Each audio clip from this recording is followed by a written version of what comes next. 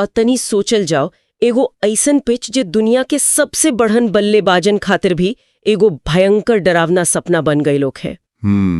एकदम सही कहत बानी। मतलब जहां 149 किलोमीटर के स्पीड से गेंद बाउंसर बनके सीधा गला तक आवत होके, दुनिया के दिग्गज खिलाड़ी बिना खाता खुलने पवेलियन लौटत होके और टीम के स्कोरबोर्ड तबाही के गवाही देत होके। ओकरा बाद तनी सोचल जाओ कि ओही खूंखार पिच पर, ओही धुआंधार गेंदबाजी के सोझा एगो 23 साल के लइका क्रीज पर आवेला और महज 45 गेंद में शतक ठोक देला। ये तो कोनो चमत्कार से कम ना रहे। सच में ये कोनो भी पारंपरिक क्रिकेट लॉजिक से एकदम बाहर की चीज बा। आज के अह मैच के गहराई से विश्लेषण में हमने के टाटा IPL 2026 के 30वां मुकाबला के उहे पन्ना पलट रहलवानी जा। अहमदाबाद के खचाखच भरल नरेंद्र मोदी स्टेडियम में मुंबई इंडियंस और गुजरात टाइटंस के बीच जवन भयंकर टक्कर भयल, वो खाली एगो मैच ना रहे, बल्कि क्रिकेट के पुरान रणनीति पर एगो बहुत बढ़न सवाल रहे। एकदम यही अहम पूरा कहानी के सबसे मजेदार हिस्सा बा।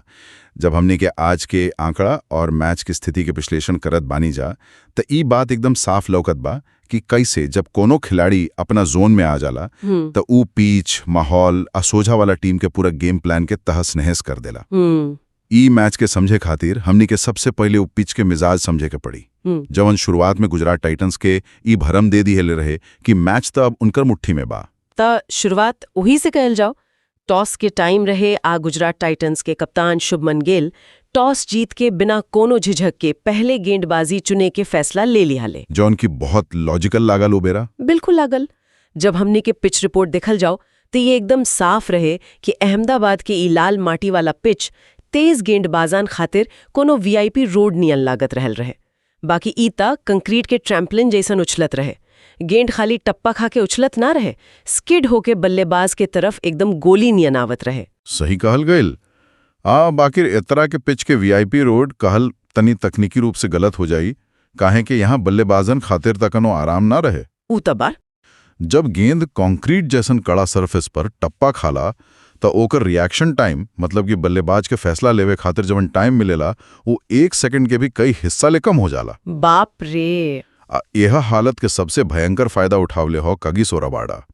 उनकर जौन पहला स्पेल रहे वो एकदम आग उगले वाला रहे। अरे रबाडा के वो स्पेल के का कहल जाऊं। क्विंटन डिकॉक के विकेट ओकर सबसे खौफनाक नमूना रहे। रबाडा 149 किलोमीटर की स्पीड से ज्यादा के एगो बाउंसर फेंकलस। टीवी के स्लो मोशन रिप्ले भी उ गेंद के असली स्पीड ना दिखा पाओल। एकदम सन्नाटा छा गेल रहे। डीकॉक पुल शॉट खेलने की कोशिश पेले, गेंद हवा में उठल और रबाडा खुद दौड़ के वो कैच लपक ले। यहाँ हमरा एगो बात न बुझाइल। डीकॉक जैसन पुरान अनुभवी बल्लेबाज के तो पता रहे कि पिच पर बेमतलब के उछाल बा। रबाडा 149 के गति से गेंद फेंक रहल बा, तब फिर वो पुल शॉट खेले के जोखिम कहन ले।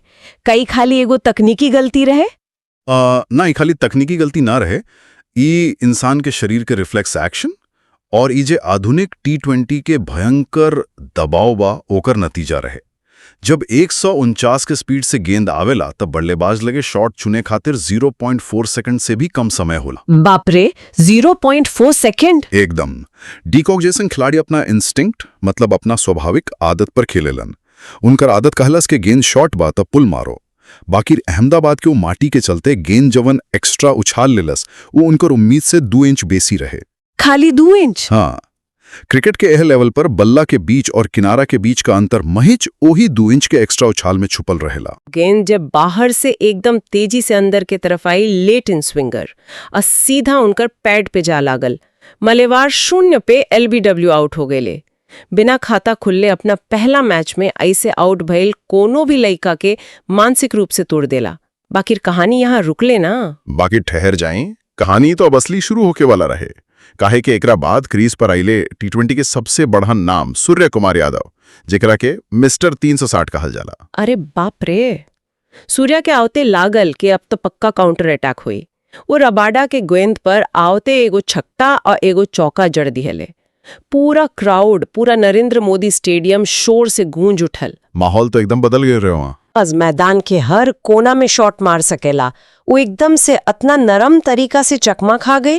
हाँ, यह सवाल के जवाब सूर्य कुमार यादव के खेले के स्टाइल में ही छुपल बा।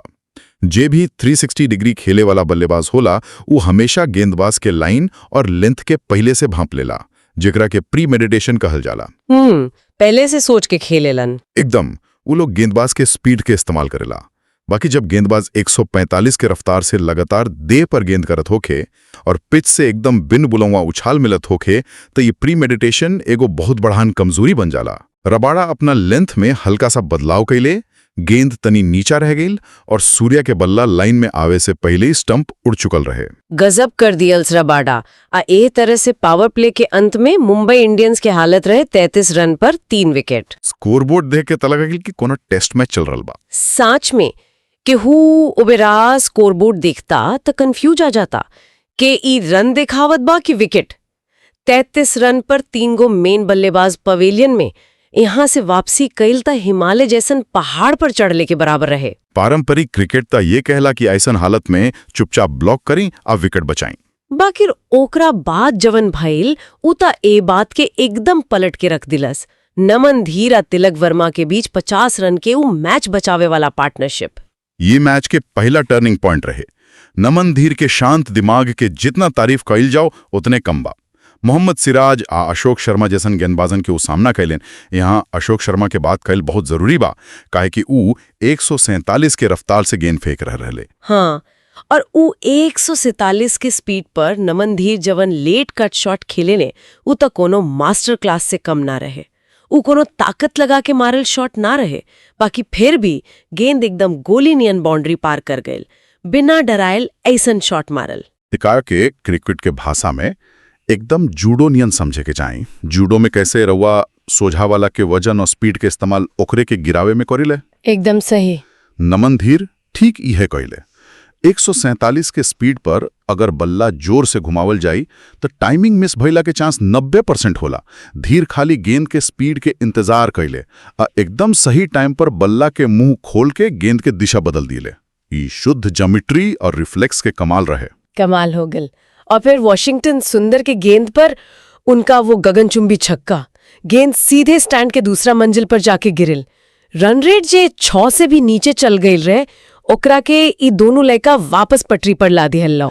लागल कि मुंबई वापसी कर रहल बा। हाँ, सब कुछ मुंबई के फेवर में जात लागल। बाकी ओकरे बाद 13वां ओवर में शुभमन गिल एगो रणनीतिक चाल चल ले। वो अपना मेन तेज गेंदबाज प्रसिद्ध कृष्णा के वापस आक्रमण पर ला दिया ले। गिल की चाल बहुत सोचल समझल रहे। नमन धीर 45 रन बना के एकदम सेट हो चुकल रहे और उनकर पांव क्रीज पर जम गईल रहे। और जब कौनो बल्लेबाज सेट हो जाला तो ओकरा के फसावे खातिर सबसे बढ़िया हथियार होला एगो तीखा बाउंसर। बाउंसर के जाल प्रसिद्ध उहे कैले। वो गेंद के तनी शॉट रखले और ओकरा के बल्लेबाज के कंधा के ऊंचाई तक उठे दिएले। आउ जाल एकदम सही काम कर गए। धीर पुल शॉट खेले के फेरे में पड़ले, बाकी एक्स्ट्रा उछाल के चलते टाइमिंग एकदम गड़बड़ा गई और गेंद हवा में टंग गई। बाकी यहाँ खाली गेंदबाज के तारीफ करेल बेमानी हो जाए। वो कैच खातिर रबाड़ा जे कैले, बाप रे बाप, वो कैच एगो दक्षिण अफ्रीकी तेज गेंदबाज जे अभी इतना खूंखार स्पेल डाल के गईल होखे, उ चीता नियन फुर्ती से दौड़ लगावेला और डाइव मार के उ लो कैच पकड़ लेला। ई खाली कैच ना रहे, अरे बाप रे, ई हवे असली मोड़। तनी ओकर तकनीक पर ध्यान दिहल जा तो वो खाली फिटनेस ना रहे, वो एंटीसिपेशन रहे। मतलब पहले से भांप लेयल। कैसे? रबड़ा गेंद के हवा में जाए के इंतजार ना कैले। जैसे ही वो देखले कि नमन धीर के वजन पाछा वाला पैर पे जात बा और बल्ला गेंद के लाइन से तनी नीचे बा, रबड़ा अपना जगह से दौड़ लगा दिले। उहे 1 सेकंड के भी छोट हिस्सा के जे अंतर रहे उहे उ कैच के मुमकिन बनवलस। गजब। ए विकेट के बाद 15 ओवर ले मुंबई के स्कोर रहे 122 रन पर 4 विकेट। धीर आउट हो गए रहले और कप्तान हार्दिक पांड्या 15 रन बना के संघर्ष कर रहल रहले। बाकी ओकरा बाद 15वें से 20वें ओवर ले जौन तूफान आयल। तिलक वर्मा के रौद्र रूप एकदम। ई खाली बैटिंग ना रहे, ये एगो 23 साल के लड़का द्वारा दुनिया के सबसे खतरनाक बॉलिंग अटैक के मानसिक रूप से कुचल देहले के कोहराम रहे। एकदम सही बात बानी। तिलक वर्मा के उ 101 रन के नाबाद पारी के अगर हमनी के विच्छेदन करी जा तो समझ में आवेला कि ई अतना खास काहे रहे। 16वें ओवर में शुभमन गिल राशिद खान के लेके आइले। जेकरा से सब डराला। हाँ, दुनिया के बड़का बड़का बल्लेबाज राशिद के गुगली से खौफ खाला। बाकिर तिलक पहली ही गेंद पर उ गुगली पढ़ लीले आ गेंदबाज के कपार के ऊपर से एगो भयंकर छक्का जड़ दिले। इहे बात हमरा के अचरज में डालेला। राशिद के गुगली पढ़ल अतना मुश्किल होला त तिलक ओकरा के अतना आसानी से कैसे डिकोड कर लीले? काहे कि राशिद खान अपना कलाई के इस्तेमाल बहुत चालाकी से छुपावेले। ज्यादातर बल्लेबाज गेंद के पिच पर टप्पा खाइला के बाद स्पिन होके के इंतजार करेले। बाकिर तिलक गेंद के पिच से ना बल्कि राशिद के हाथ से छूटते पढ़े लेत रहले। उ राशिद के कलाई के पाछा वाला हिस्सा के पोजीशन के भांप लीले रहले। एही से छक्का मारे खातिर उनकरा लगे वो आधा सेकंड एक्स्ट्रा रहे जबन बाकी लोगन लगे ना होला। ई ते एकदम साइंटिफिक लैब वाला बात हो गई। अब फिर आइल 17वां ओवर जे अशोक शर्मा के बखिया उधेड़ के रख दियलस। वही एक ओवर में 26 रन कुटाइल। गजबे कुटाई रहे वो। तिलक बैकवर्ड पॉइंट के ऊपर से छक्का मार ले, फिर लगातार 2 गो कड़क चौका। ओवर के आखिरी 2 गेंद पर 2 गो भयंकर छक्का। ई 2026 के आईपीएल के सबसे महंगा ओवर बन गई। गजब कर दिहला सुलैका। बाकिर हमरा ई ना बुझायल कि जब कोनो तेज गेंदबाज 145 के स्पीड से एकदम सही लेंथ पर गेंद डालत होके तो केहू ओकरा के ऐसे कैसे धो सकेला? ये एकदम से गेंदबाज के दिमाग पर हावी होके के नतीजा रहे। जब कोनो बल्लेबाज रउआ सबसे सुरक्षित गुड लेंथ के गेंद पर भी छक्का मारे लागे तो गेंदबाज के लाइन बिगड़ जाला। अशोक शर्मा दबाव में आके अपना लेंथ बदले की कोशिश कैले और तिलक तो ओहिए के इंतजार कर रहल रहले। अब फिर 19वां ओवर सिराज के गेंद। सिराज एगो लो फुल टॉस पर हार्दिक के ग्लेन फिलिप्स के हाथे कैच आउट करा दिहेले।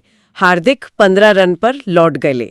बाकिर ओकरा बाद सिराज तिलक के एगो एकदम सटीक 145 किलोमीटर के यॉर्कर मार ले, एकदम जड़ में। क्रिकेट के कोनो किताब कह दी कि यॉर्कर पर बाउंड्री मारल लगभग नामुमकिन बा। बाकिर तिलक ओही यॉर्कर के लॉन्ग ऑन की तरफ मोड़ के चौका बटोर ले। ई कोनो जादुई कलाई वाला शॉट रहे? ई कोनो फिजिक्स के नियम के खिलाफ ना लागल रवा के? एग्जाम लगल। ई शॉट पारंपरिक समझ के एकदम चुनौती देला। तिलक गेंद के हवा में उठावे की कोशिशें ना कर ले, वो खाली अपना कलाई के लचीलापन के इस्तेमाल कर ले।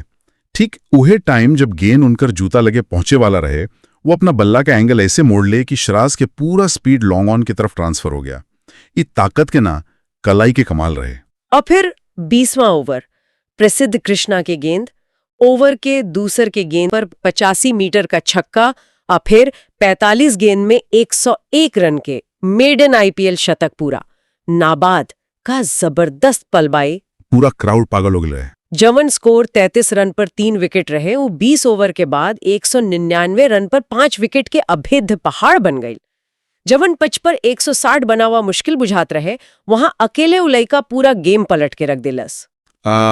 एकर असर खाली स्कोरबोर्ड पर ना बल्कि गुजरात टाइटंस के दिमाग पर भी पड़ल।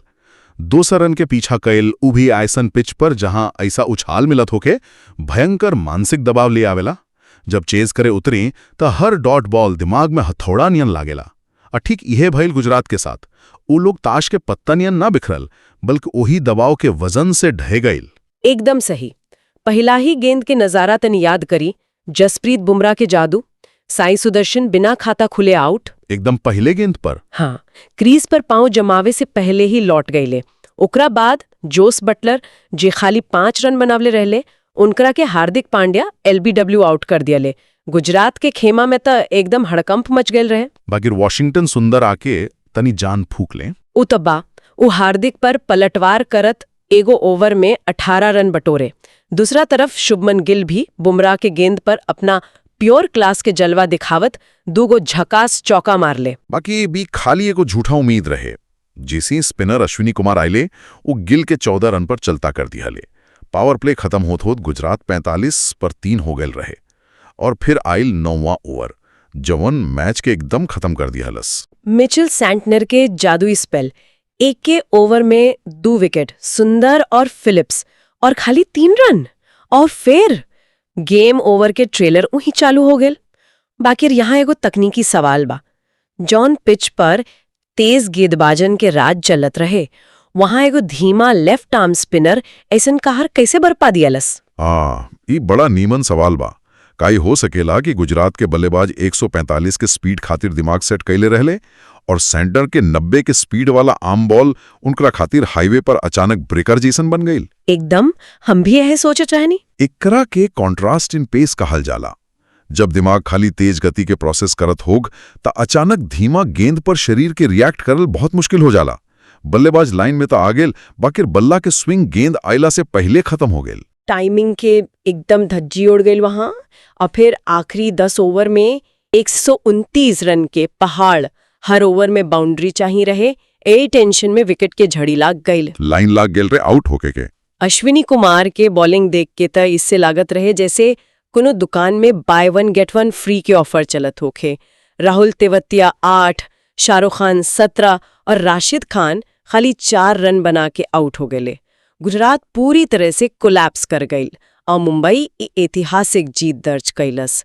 का जबरदस्त पल बा। ए जीत के बाद आईपीएल 2026 के पॉइंट्स टेबल में जवन उथल पुथल भइल बा ओकर तो कहा कहल जाओ। अगर ध्यान से दिखल जाओ तो 11 पॉइंट के साथ पंजाब किंग्स नंबर 1 के कुर्सी पे जमल बा। राजस्थान और बेंगलोर भी ठीक बालो। हाँ, राजस्थान रॉयल्स और रॉयल चैलेंजर्स बेंगलोर भी 4-4 जीत के साथ प्लेऑफ के रेस में मजबूत बालोक। बाकिर मुंबई इंडियंस और केकेआर के खस्ता हाल बा। केकेआर तो 7 में से खाली एगो मैच जीतल बा और मुंबई खातिर ए जीत संजीवनी तबा। बाकिर 6 मैच में खाली दूसर का जीत हवे। प्लेऑफ खातिर अब उनकरा के बचे वाला 8 मैच में से 6 गो जीते के पड़ी। मतलब अब तो मिरेकल ही चाहिए, खाली रणनीति से काम ना चली। चेन्नई या लखनऊ के भी तो वहीं हाल बा, 6 में 2 जीत के साथ संघर्ष करत बा लोग। एकदम। बाकिर ए पूरा मैच आ तिलक वर्मा के ओ करिश्माई पारी के बाद एगो बहुत बड़न सवाल दिमाग में घूमत बा। कौन सवाल? सवाल ए के जैसे आज तिलक वर्मा अकेले मैच पलट देहले और बाकी सब नामी बल्लेबाज ढह गए। का T20 क्रिकेट में अब टीम वर्क और पार्टनरशिप से ज्यादा कोनो एक एक्स फैक्टर खिलाड़ी के व्यक्तिगत सनक मैच के फैसला करत बा? ई बहुत गहराई वाला बात कह देनी रहुआ। काई पारंपरिक क्रिकेट रणनीति के मौत हवे। काहे कि जब एगो खिलाड़ी अपना दम पर पूरा लॉजिक का समीकरण पलट सकेला तो फिर पूरा 11 लोग के टीम वर्क के का मतलब रह जाला। इस सोचने वाला बात बा। एकदम सोचने वाला बात बा। यह सवाल आज हम यहाँ छोड़ के जात बानी। का क्रिकेट के डीएनए हमेशा खातिर बदल रहल बा? ई मैच तो कम से कम यह इशारा करत बा। आगे का हुई ए रोलर कोस्टर में ए तब वक्ते बताई। आज खातिर इतने, फिर मिलल जाई एगो ऐसनी गहराई वाला विश्लेषण के साथ।